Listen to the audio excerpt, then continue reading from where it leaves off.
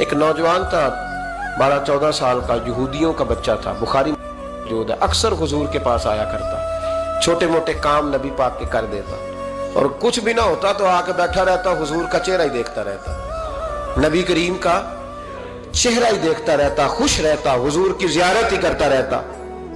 2-3 دن وہ آیا نہیں، بخاری میں موجود ہے۔ حضور نے فرمایا معلومات کرو کیوں نہیں آیا؟ صحابہ نے عرض کی حضور بیمار ہو گیا، بیمار ہو گیا۔ امام زرقانی نے لکھا ہے، فرماتے ہیں وہ بھی اپنے گھر میں نا روز دروازہ دیکھتا رہتا، روز دروازہ دیکھتا رہتا۔ اس کی ماں کہنے لگی بیٹا جن کا تو انتظار کر رہا ہے وہ مشکل سے آئے، ہمارا نہ مذہب کا رشتہ ہے نہ کسی اور کا، کیسے آئے؟ لیکن حضور نے فرمایا چلو چلتے ہیں۔